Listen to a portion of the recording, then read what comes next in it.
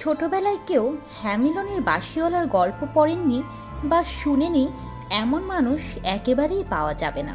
গল্পের কাহিনী ছিল এমন: জার্মানির হ্যামিলন শহরে ইঁদুরের আক্রমণ এতটাই বেড়ে গিয়েছিল যে তা এক প্রকার মহামারী আকার ধারণ করেছিল। আর সেই সময়ে সেই শহরে হাজির হয় হরেক রঙের পোশাক গায়ের এক বাঁশিওয়ালা।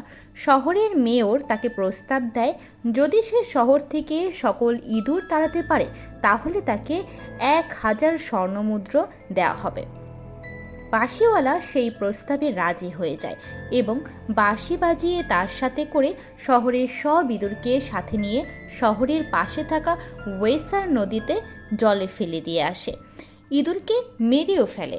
বাঁশিওয়ালা তার কাজ শেষ করে পারিশ্রমিক চাইলে তাকে 1000 স্বর্ণমুদ্রার পরিবর্তে মাত্র 50 স্বর্ণমুদ্রা দেওয়া হলো।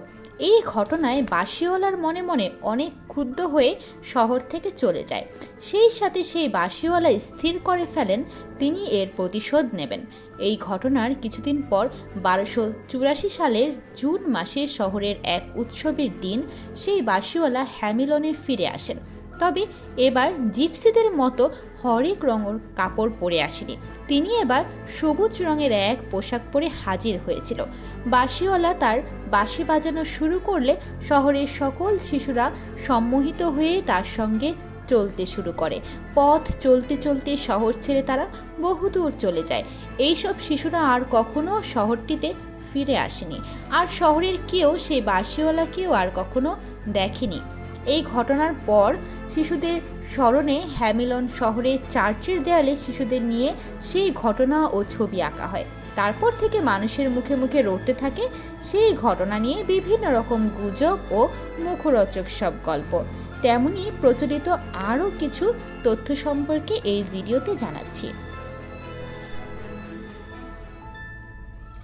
13 শতকে জার্মানির সাধারণ মানুষজন ছিল অতি দরিদ্র, তাছাড়া জনসংখ্যাও ছিল অনেক বেশি। আর সে সময়ে জার্মানিতে পরিবারের বড় ছেলেই উত্তরাধিকার সূত্রে পরিবারের সকল সম্পত্তি পেত, আর বাকি সন্তানদের বড় ছেলেদের কৃতদাস হয়ে জীবনটা কাটাতে হতো। এই তত্ত্ব অনুসারে হ্যামিলনের বাচ্চাদের পূর্বে ইউরোপের বাল্টিক অঞ্চলে একজন দাস ব্যবসায়ীর কাছে বিক্রি করা হয়েছিল বাচ্চাদেরকে। সেই সময়ে শিশুদের ক্রয় বিক্রয়ে অতি সাধারণ একটি বিষয় ছিল। বিশেষ করে শহরের দরিদ্র, এতিম ও অবৈধ শিশুদের থেকে পরিত্রাণ পাওয়া এটি ছিল অন্যতম সেরা একটি উপায়। এই তথ্যের সাথে হ্যামিলনের বাঁশিওয়ালার গল্পের সময় ও পরিস্থিতি দুটোই মিলে যায়। ধারণা করা হয় শিশুদের বাবা মা বাঁশিওয়ালার কাছে শিশুদেরকে বিক্রি করে দিত। হতে পারে 1284 সালের 26 জুন তারা তাদের বাচ্চাদের কৃতদাস হিসেবে বিক্রি করে দিয়েছিল। পরবর্তীতে তারা এই নিয়ে নিজেদের মধ্যে অনুতাপ করতে থাকে। ফলশ্রুতিতে সেই ঘটনাকে হ্যামিলনের বাঁশিওয়ালার গল্পে রূপ দিয়ে চার্চের দেয়ালে ছবি ও ঘটনা লিখে রাখে। সেখানে দাস ব্যবসায়ী সেই লোককেই মনে করা হয় হ্যামিলনের বাঁশিওয়ালা। বেশ কিছু ঐতিহাসিক এই তত্ত্বের সাথে কিছুটা সহমত পোষণ করে। মনে করা হয় যে হ্যামিলনের সন্তানরা, বিশেষ করে যুবকরা, পূর্ব ইউরোপে হস্তান্তরিত হয়েছিল, বিশেষ করে পোল্যান্ড ও ট্রান্সিলভেনিয়ায়, বর্তমান রোমানিয়া, চলে গিয়েছিল উপনিবেশ স্থাপন করতে। হ্যামিলনের সন্তানরা দেশান্তরিত হওয়ায় হ্যামিলন শহরের জনসংখ্যা কমে এসেছিল।